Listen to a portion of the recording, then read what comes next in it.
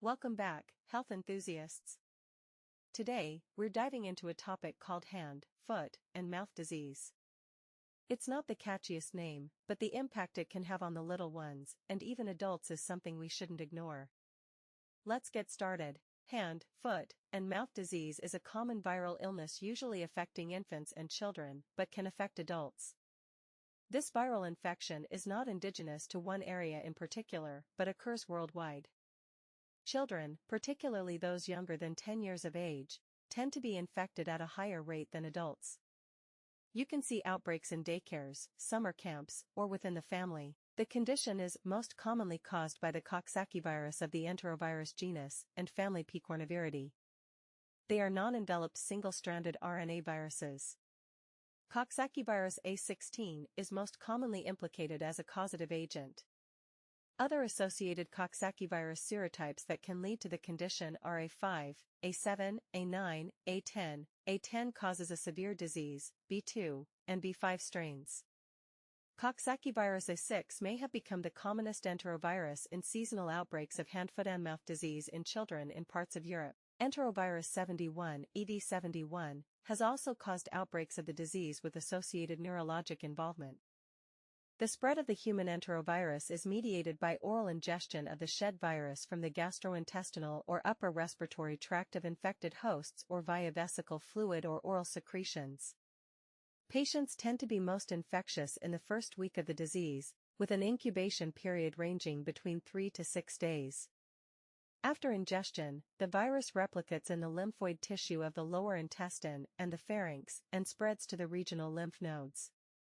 This can be spread to multiple organs, including the central nervous system, heart, liver, and skin. Hand, foot, and mouth disease can start with a fever of 38 to 39 degrees Celsius, may be present for 24 to 48 hours, reduced appetite, and general malaise.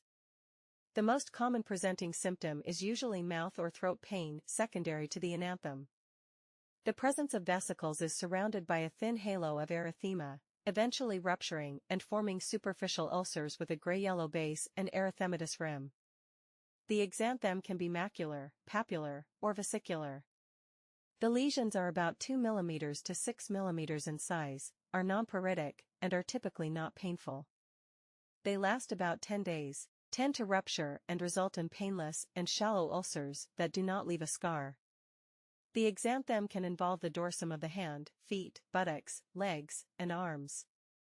Oral lesions commonly involve buccal and tongue ulcers, but may also involve the soft palate. The diagnosis of hand, foot, and mouth disease is usually made clinically.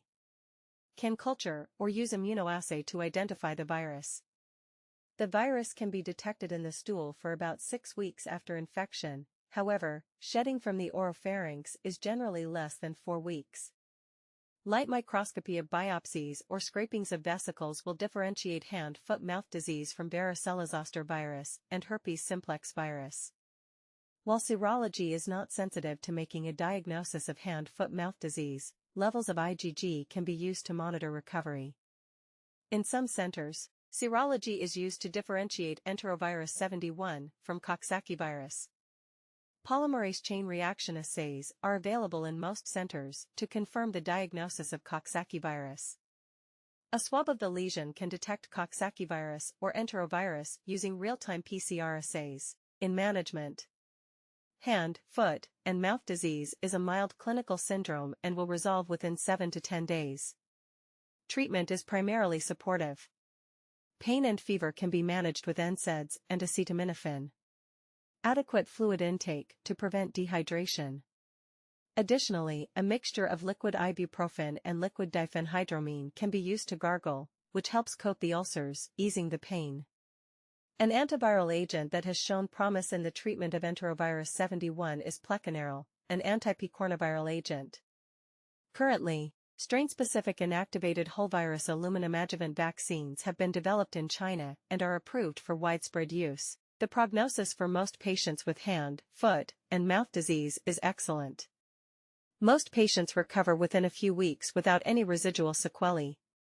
Acute illness usually lasts 10 to 14 days, and the infection rarely recurs or persists.